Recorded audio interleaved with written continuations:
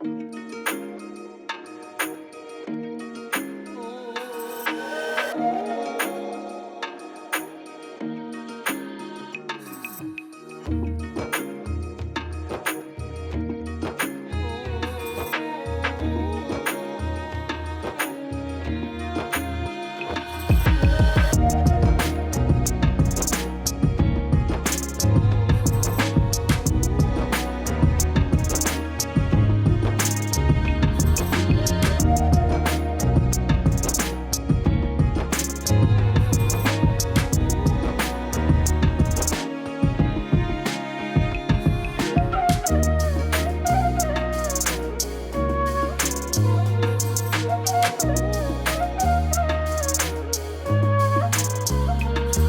everyone, I'm in the middle of town, so I'm trying to not look like I'm recording myself, but I am in town because it's July 4th, which is the release date of We Didn't Think It Through, which is one of my most anticipated releases for this year. So I'm going into my local bookshop to see if they have it in stock. They are usually terrible with new releases and don't, so fingers crossed they do.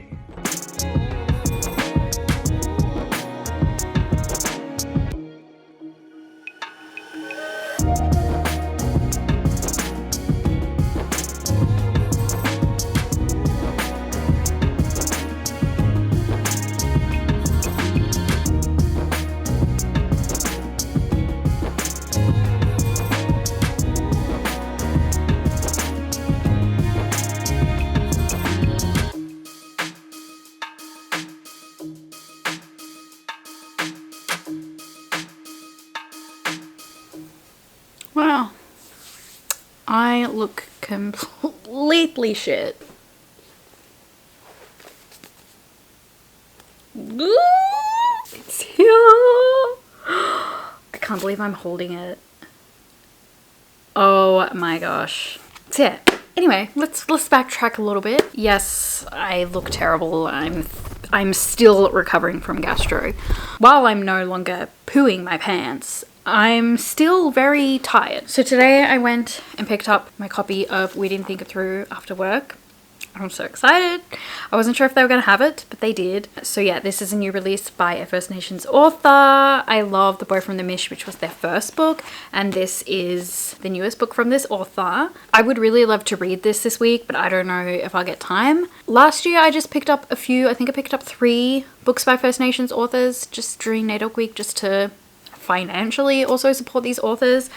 And so I also picked up Heat and Light, which is one of the First Nations classics, which are these new editions of First Nations books that have been released. This is the one for Heat and Light, which I have read, which is why I chose this one, because I'm trying to get my physical TBR down, and so I was like, I don't need to buy a book I haven't read. So I bought this one because I read it last year for Naidoc week and I really liked it.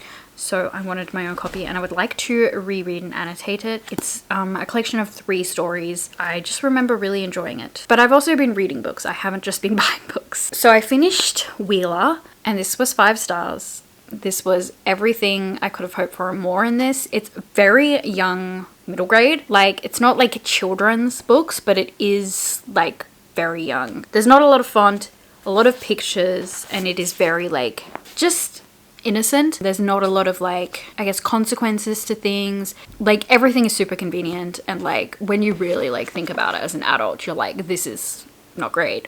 But because it is for that age group, it's like perfection, 5 stars. It's super fun. It's got lots of great messages, and it also has a lot of history in it, and it's great. So it follows Wheeler, who is at the beginning of the book about to take over this painting class, and she has her first day and it doesn't go very well. And there's one student that stays in the cave afterwards. She goes back in to talk to him, and then while she's in there, these people on dragons come, and the dragons burn down the village and steal everybody except her grandmother, who is a Koori warrior. And she comes out and her grandmother is passing away, and her grandmother gives her this like totem, and she's like, you need to take this and get all of the other totems and their spirit, the like animals within them, so that you can go and defeat the dragon riders. And so it's about Wheeler with this young boy going on this journey. They meet all of the other First Nations, leaders that have these totems, and she gets the animals. They're kind of like, so it's got like fantasy in it because it's got like dragons and like a Sasquatch and stuff, but it's also like based in history. So it's got a lot of language. So you learn a lot of the indigenous language. It's got a lot of like history. It's very rich in culture, but it's also like a fantasy, and it's just fun. And it's about Wheeler becoming strong, becoming capable, and believing in herself. And I think it is just such an incredible way to incorporate indigenous culture and literature into people from a young age. I think that's something that's really great that's coming out of literature at the moment, is children's books. There's not a lot for this age range, I feel like, but we've got a lot of like the picture books. So yeah, I highly recommend picking this up for yourself, but also if you know anyone younger that likes reading. I think this is really fun and easy, and like it's a good plot with lots of great messages, and yeah, educational as well. So yes, 5 stars, amazing, I loved it. The other physical book I've been reading is The Queen is Dead by Stan Grant. I am very much near the end. But yeah, I am like very close to the end of this, and this is incredible.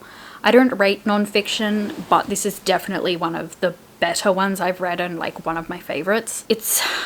I don't know what these kind of books are called. Like, I don't rate nonfiction just because I don't read a lot of it, and I don't really know like how to critique a nonfiction. I just don't know how to do it. But anyway, like I don't know what this is. It's like, is it essays? Because I feel like it's not necessarily essays. It's just, I guess, discussions. Stan Grant is a First Nations journalist. He was hosting the Q&A show, but he made comments when the Queen passed away. Not necessarily like the royal family shit, but like very thought-provoking, justified thoughts about what the royal family stands for, the history with the royal family, and how their relevance within Australia now with what we are trying to become as a country is no longer like matching the values that we try to uphold. And he received so much harassment that he left the show. But yeah, so this talks about a lot of things, not just obviously the royal family, but that is like a huge part of this, but it's more about his thoughts and feelings as an Indigenous man in Australia today. And he really talks a lot about the concept of whiteness, which he refers to as not being like white people. Whiteness is what comes from the beliefs that white people uphold. All the discussions around that are really thought-provoking, and I think that's why I like his books. I mean, I have only read one other, but both have really made me think, and they're both really confronting, which I think is like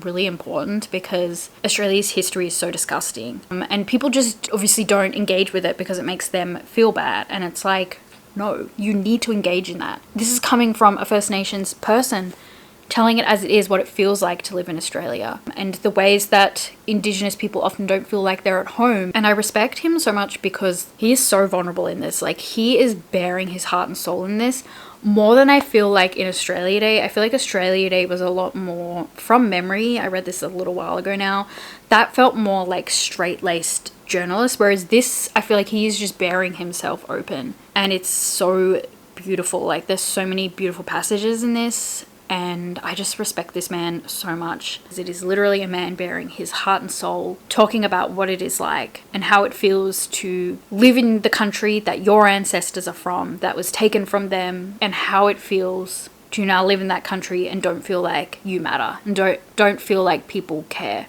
because people just uphold whiteness. So it's a tough read. It's tough. It really, really is tough. And like, I'm just surface level talking about this. Like, this man is way more intelligent than I will ever be for like 1 minute of my entire life. I wanted to read out a few quotes because I kind of think he can speak for himself. I don't need to talk about this that much because just read it and he will tell you, you know.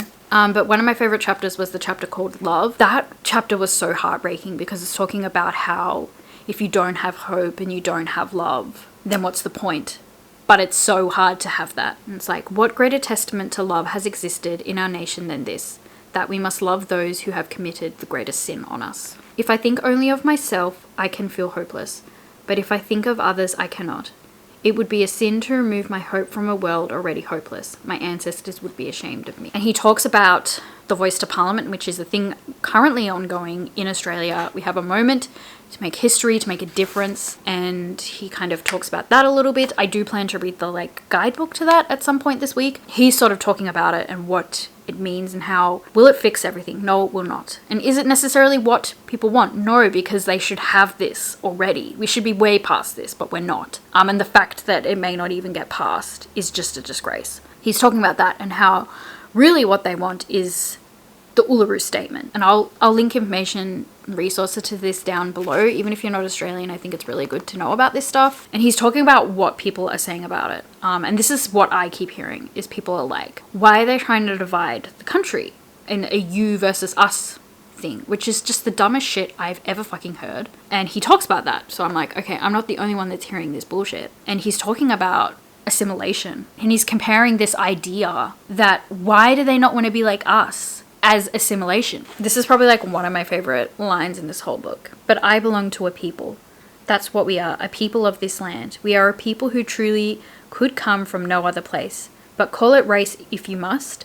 The fact remains that this is our land, time matters, and our belonging here is eternal. The Prime Minister says it is a voice, nothing more, nothing less. He's telling us more than he realizes. After 2 centuries, this is what we get. Nothing more, nothing less. Just a voice. It will always be less than we deserve, but all we can expect. The best we can hope is that it may help keep us alive. It makes me feel awful to be an Australian. Should just be compulsory reading for all Australians. Because fuck. Hello everyone. Sorry to be in my dressing gown at like 3:30. Why am I telling you the time? I could literally say it's like 6 in the morning or it's like 9 o'clock at night, but instead I'm like exposing myself for the time of day that I'm in my dressing gown. I finished Queen is Dead. This might be my favorite book of the year. My favorite book before now was You Made a Fool of Death with Your Beauty, which I do really love. And I love these for completely different reasons. But I've got to be honest, I think this might have overtaken it. I don't know, like at the moment it has, but then like with time I know that that might change.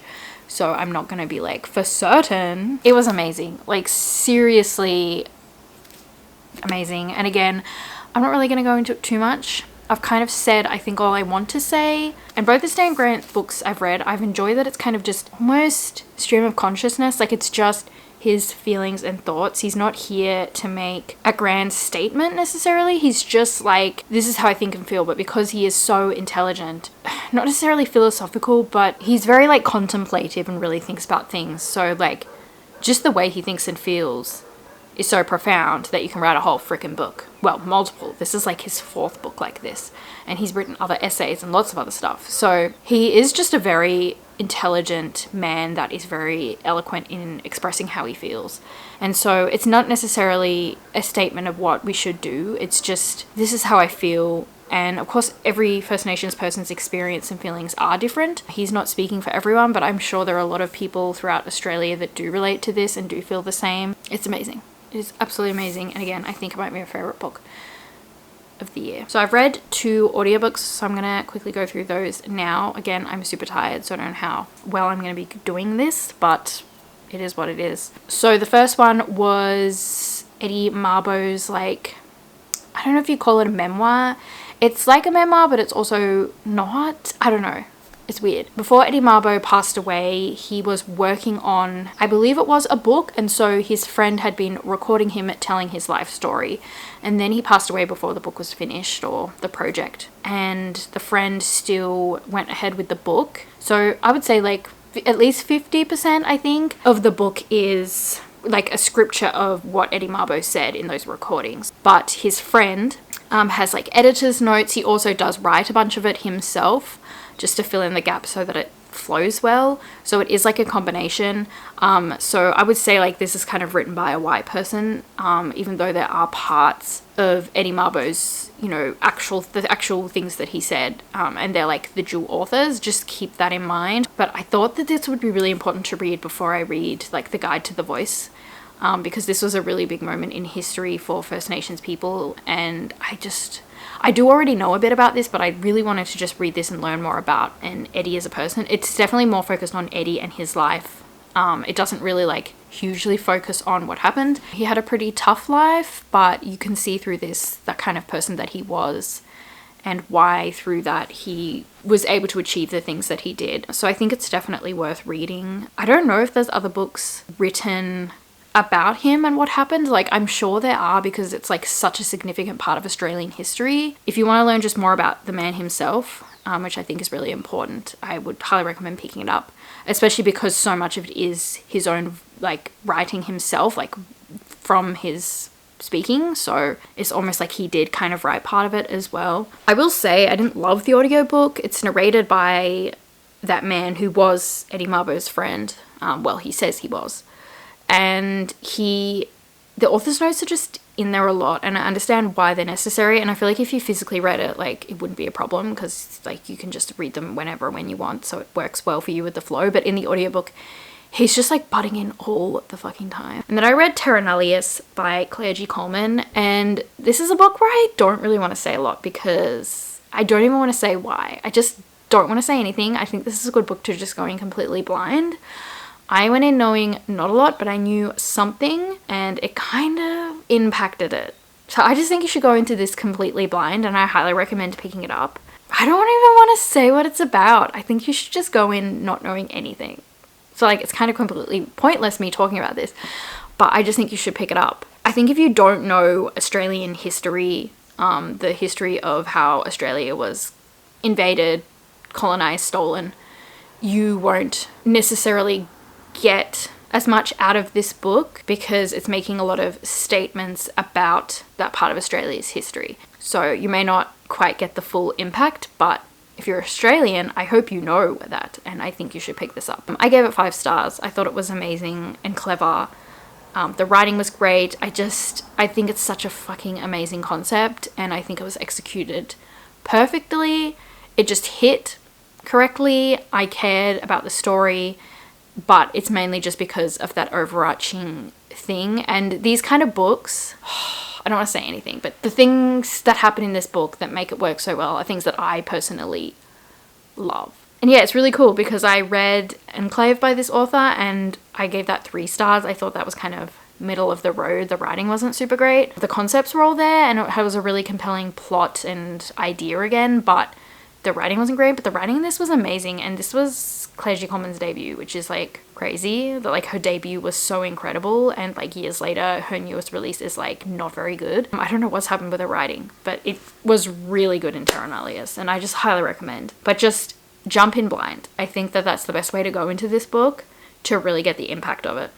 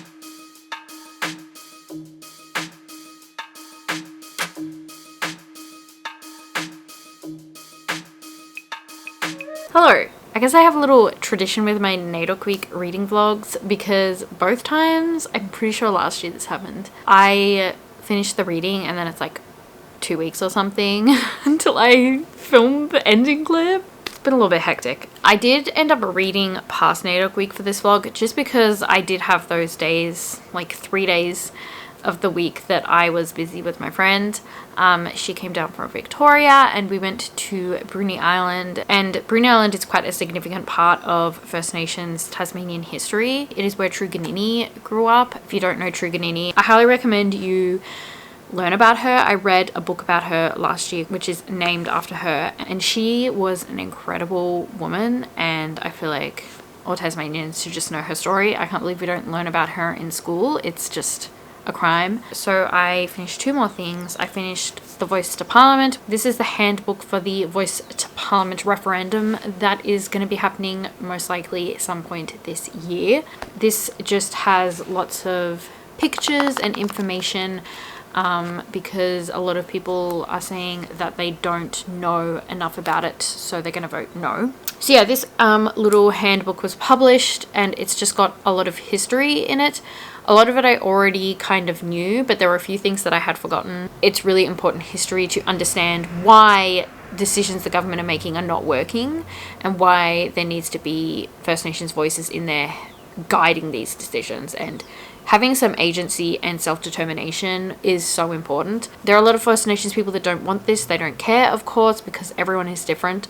But there are still a majority of people that do want this, and it is hopefully going to help them get towards what a lot of First Nations people want, which is the Uluru Statement from the Heart. So this is just full of heaps of facts, information. There's a little FAQ at the end, which has all of these questions people have. I highly recommend picking this up, even if you already know you're going to vote yes. I think it's still important to know about it. I learned a lot from reading this, and so I really think that you should all pick this up. I really want to buy like a bunch and just like drop them in people's letterboxes, go around one night into town and just like pop these in letterboxes so that it might encourage people to read it. And I'd put like a little note to say, pass this on. And the last thing I read was Comfort Food, which is a poetry collection by Ellen Van Neerven. I'm not a poetry girly. I don't really know much about poetry. I did a course in college on poetry. My poems were really good. They got me really good marks. But did I know what I was doing? No. Do I know how to read poetry? No. Poetry just kind of goes on my head. Like, I enjoy it, but I often am like, that was pretty, but also I have no idea what the fuck just happened. They were really nice though. They were very pretty, but they're definitely like a higher level of poetry than I am capable of understanding. So I highly recommend them if you like poetry, but for someone that struggles a little bit, I recommend Anita Heiss's poetry collection. I'm not racist, but that is a bit more straightforward. That is going to wrap up this vlog. I really hope that you'll pick up some of these books, and let me know if you already read any books during Naidoc Week by First Nations authors. It's important to read books by First Nations authors all the time, not just during Naidoc Week. Again, I do have a recommendation video, and I do have last year's vlog as well if you're looking for some more recommendations. But there's so much out there, and I hope that you will consider picking some of them up, especially Gary Lonesborough's new release, which I didn't get to, and now I have so much I need to read for like book clubs and videos, and I'm just like, all I want to do is read that, but I just don't have the time. But it is what it is. So yeah, thank you for watching, and hopefully I'll see you in my next video, but until then, bye.